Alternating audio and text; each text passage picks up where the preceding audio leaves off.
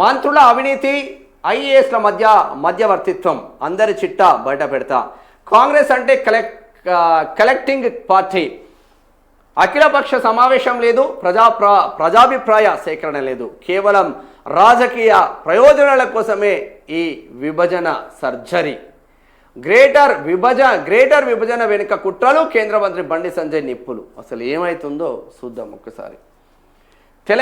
తెలంగాణ రాజకీయాల్లో కేంద్ర హోంశాఖ సహాయ మంత్రి బండి సంజయ్ కుమార్ మరోసారి బాంబు పేల్చారు. రాష్ట్రంలో మంత్రుల అవినీతి ఊబిలో కూరుకుపోయారని, వారికి కొందరు ఐఏఎస్ అధికారులు ఏజెంట్లుగా మారి సహకరిస్తున్నారని ఆయన సంచలన ఆరోపణలు చేశారు. అవినీతి మంత్రులు వారికి వత్తాసు పలుకుతున్న అధికారుల జాతకాలు తమ దగ్గర ఉన్నాయని, త్వరలోనే చిట్టా విప్పుతానని హెచ్చరించారు. టీపీసీసీ అంటే ఆ కమిషన్ల కాంగ్రెస్ అని తెలియజేశారు. కాంగ్రెస్ పార్టీ తీర్పై బండి సంజయ్ తమదనే శైలిలో విరుచుకుపడ్డారు. ప్రస్తుతం టీపీసీసీ అంటే కమిషన్ల చైర్మన్ అంట. టీపీసీసీ అంటే ఇది ఉంది సంజయ్ అన్నది కమిషన్ల chairman. Corruption commission collection Congress. వారే వా, corruption commission collection Congress. TPCC అంటే కరప్షన్ కమిషన్ కలెక్షన్ కాంగ్రెస్గా మారిందని ఎద్దేవా చేశారు. దావోస్ పర్యటనలో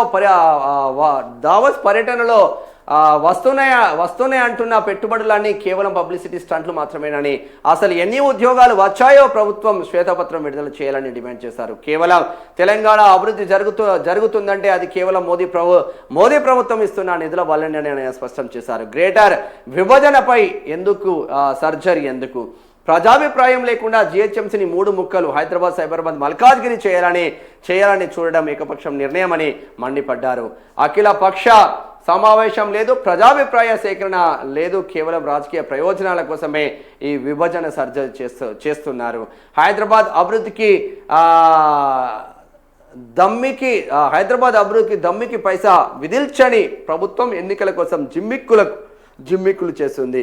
హైదరాబాద్ పై కాషాయ కన్ను. రాబోయే జిహెచ్ఎంసీ ఎన్నికల్లో కాంగ్రెస్ కు ప్రజలు బుద్ధి చెప్పడం ఖాయమని సంజయ్ ధీమా వ్యక్తం చేశారు. కరీంనగర్లో బీజేపీ ఎలాగైతే జైత్రయాత్ర సాగించిద్దో హైదరాబాద్లోని అదే సీన్ రిపీట్ అవుతుందని జోషం చెప్పారు.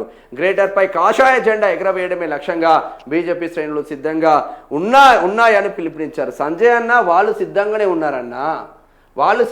ఉన్నారు కానీ మీ బీజేపీ పార్టీలోనే సమన్వయం లేదు. కాంగ్రెస్ కాషాయ కార్యకర్తలు, కట్టర్ కాషాయ కార్యకర్తలు బ్రహ్మాండంగా ఉన్నారు, కానీ వాళ్ళని యూజ్ చేసుకోవాలని వాళ్ళని సర్వనాశనం చేస్తూ ఉన్నారు చాలామంది లీడర్లు. కాషాయ కార్యకర్తలకు టికెట్లు వస్తే వాళ్ళ తరపున ప్రచారం చేయలేని దుస్థితిలో మెదక్ ఎంపీ రఘునందన్ రావు ఉన్నారు. మీలాగా ధర్మపురి అరవింద్ లాగా పనిచేసుకుంటూ ముందుకు పోతే 100% సక్సెస్ రేట్ ఉంటుంది, కార్యకర్తలకు మంచి జరుగుతుంది. కానీ లోపాయికారు ఒప్పందాలలో భాగంగా ఒకే కారులో పోయి బీఆర్ఎస్ కోటేసిందంటే అక్కడ విశ్వాసం కోల్పోయిందన్న చర్చ జరుగుతుంది. కేవలం నీలం అది ఇంకొకటి తీసుకొస్తా ఉన్నారు ముదిరాజులందరూ. ఒక ముదిరాజ్ బిడ్డను, ఒక బీసీ బిడ్డను ఓడగొట్టడానికి ఒక వెలమ బిడ్డ, ఒక రెడ్డి బిడ్డ ఒకే కారులో పోయి నీలం మధు ముదిరాజ్కు వాళ్ళ సతీమణికి వ్యతిరేకంగా ఓట్లు వేసిందన్న చర్చ జరుగుతుంది. చూడాలి ఎంతవరకు పోతుంది ఇక.